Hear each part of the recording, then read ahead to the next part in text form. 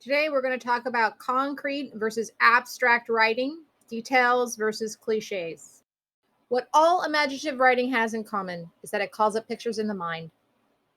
All writing is re-representations because they portray people, places, and objects as if physically present. Writing calls up sense impressions in the mind. Readers see, hear, smell, taste, and feel the scene by responding through their imaginations. Janet Burroway, imaginative writing. Essentially, writing has an interesting effect on the human brain. By reading, it creates images and activates our imagination. A successful image in writing appeals to the senses because that is how we interact with the world around us.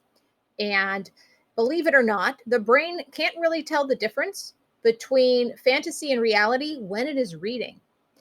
But it will interact with what it's reading in the same way that it interacts with the world around it. And that is through all of our senses. So, touch, sight, taste, smell, hearing. That is how we move through the world. And that is also how we move through our reading and make sense and understand what we're reading. Authors use this to their advantage by using sensory details to activate those portions of the brain to get their idea across better or to paint a world, say, as in fiction. Let's talk about the different kinds of words that we have and the different effects that those words have on the brain. So, abstract words or abstract language refers to intangible qualities, ideas, and concepts. These words indicate things we know only through our intellect, like truth, honor, kindness, and grace. They are abstract in the sense that we have a hard time picturing what they may look like. For example, what does truth look like? For some people, they might invoke images of, this Lady Justice's scales, right? For others, truth might look like a test where you're either telling the truth or you're telling a lie, and it's a lie detector test. For others, it's even more abstract than that, and they can't actually create an image at all. The same is with honor. Some people might think honor has something to do with the military, and you might see a person in a military suit. You might see something else, somebody doing a good deed. Kindness, grace. These words are so vague and abstract that we can't control what a reader may be thinking when we say those terms.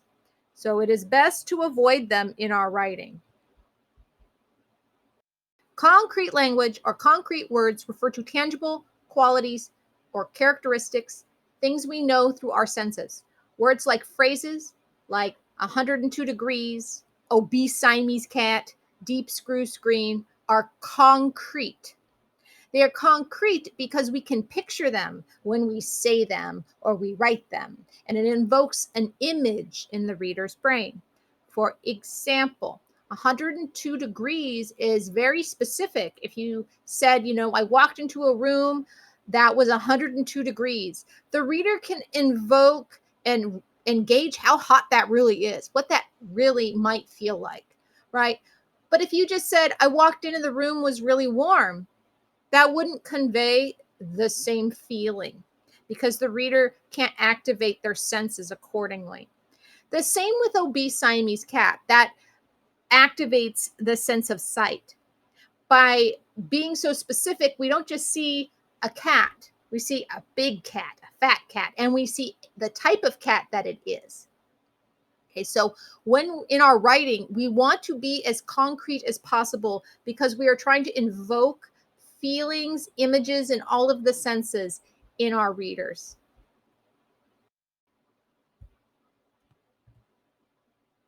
General versus specific language. General words refer to large classes and broad ideas, such as sports teams, jobs, and video games, are general terms, whereas specific words designate particular items or individual cases. So, for example, the ISU Bengals is a very specific sports team. A chemistry tutor is a very specific job. And Halo is a very specific video game. They are all specific terms. Note how you can see them or at least define the class that they're indicating. For example, the chemistry tutor is a job, it's a specific job. But if I just said, I have a job, that could be any job. Okay. So the more specific you are, the more the reader can have control over the ideas that you're trying to convey to them.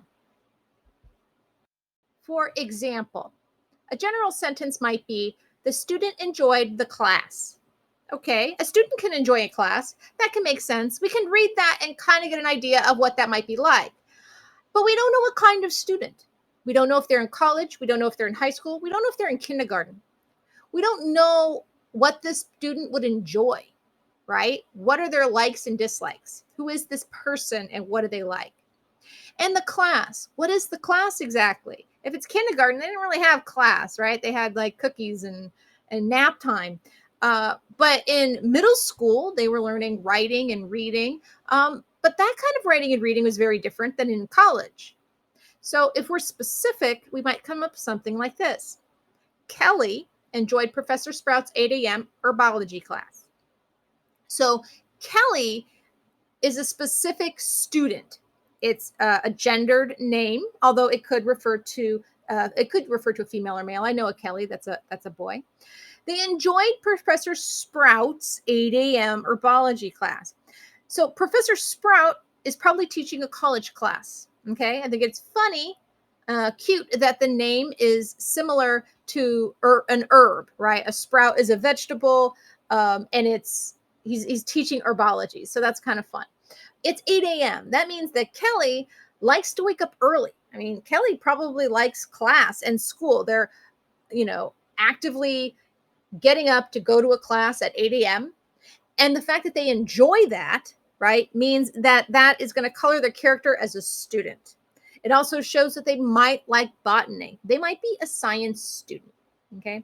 So note how just being more specific opens the range for the reader to be able to, see a variety of different images and be able to make a variety of different associations about the person, the class, and the world in which this writer is living. Words into a ladder of abstraction can help us understand the different range of specific to concrete a word can be. Okay. So let's look at the 8 steps of a ladder of abstraction here for a specific word. Let's start vague. Let's say food. You could say, I like food. Okay, well, everybody likes food, right? But what kind of food? Who is I, right? I ask my husband this question sometimes, and he says, or I'll say, hey, what do you want for dinner? And he'll say, food. And I'm like, oh God, I roll my eyes. I'm like, okay, what do you really want, right? So when he says that, he knows it's a joke. It's so vague that it can mean anything. And he's implying he doesn't really want to make a choice or he's just picking on me, okay? The next line down is junk food. So if somebody said, I like food, that would be too vague. But if they said, I like junk food, then they're getting more specific, right? And then we're like, okay, so this person likes food that's probably not very good for them. The problem is some people use the word junk food for dessert, and some people use it for other types of food, like fast food. So if I said, I like junk food, I might actually be meaning Taco Bell, because I actually really like Taco Bell. That's like my fast food. That's what I really like.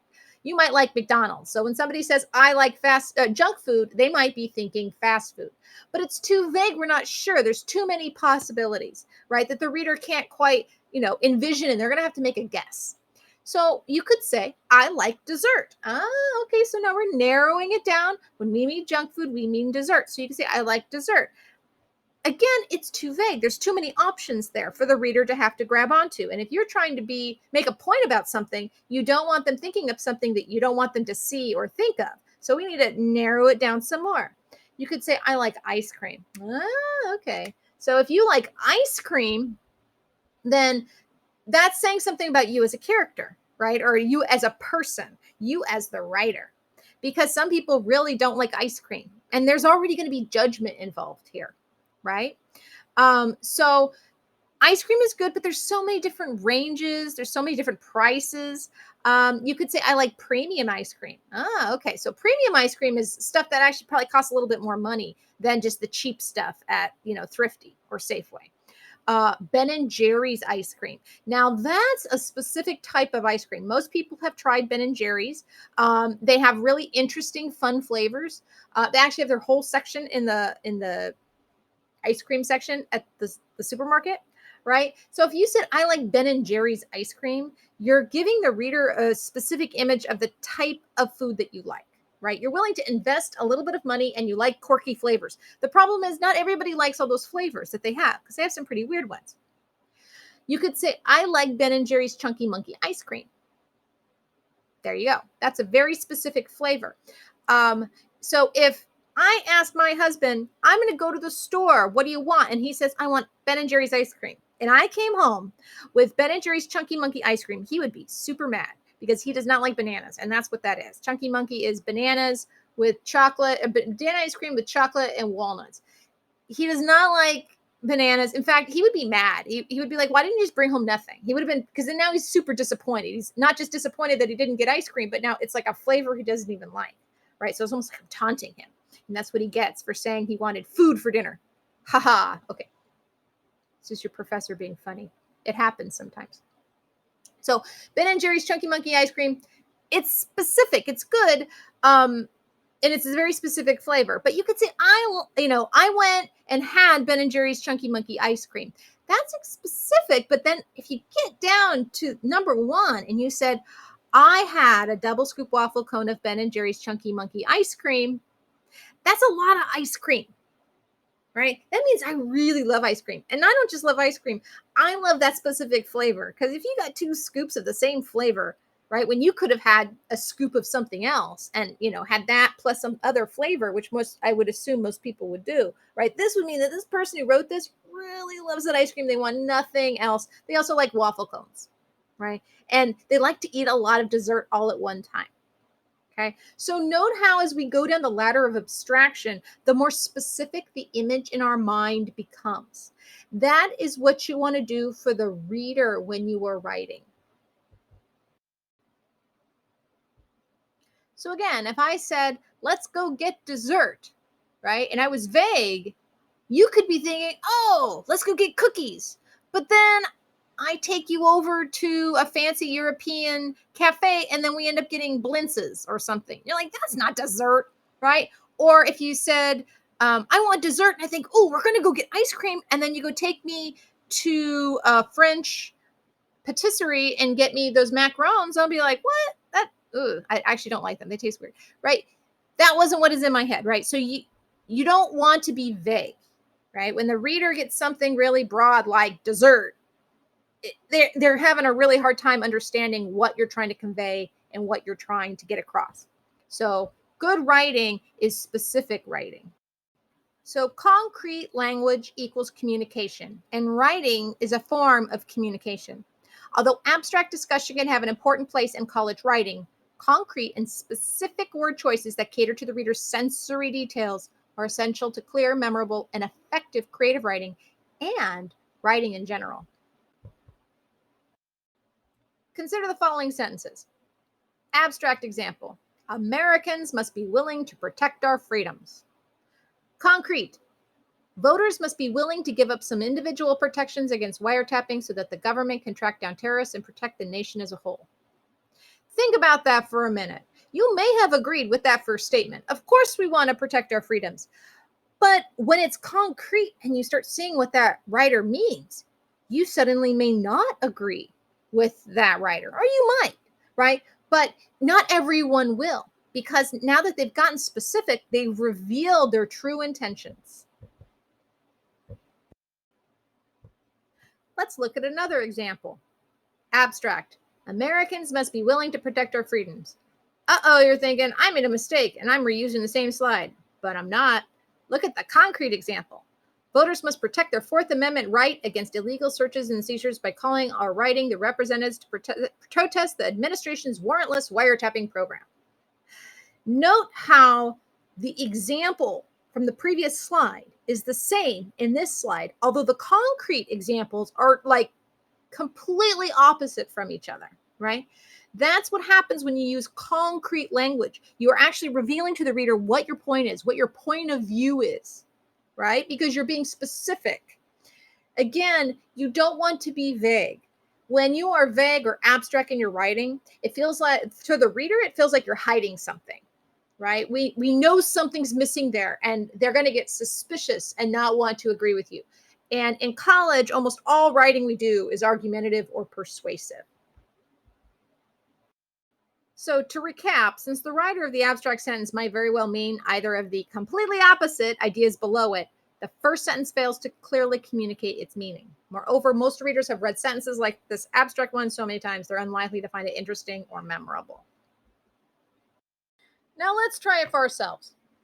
Try turning this abstract language into concrete language, right? The abstract sentence: to excel in college, you'll have to work hard.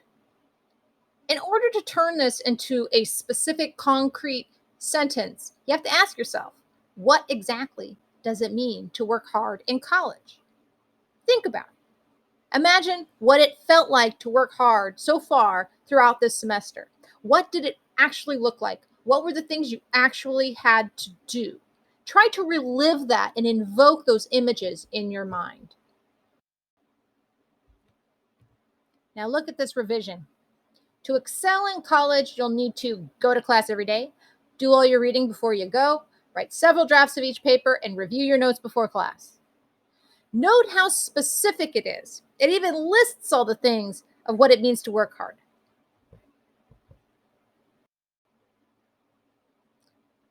So, as a general rule, concrete writing is good writing. Abstract writing is not very good.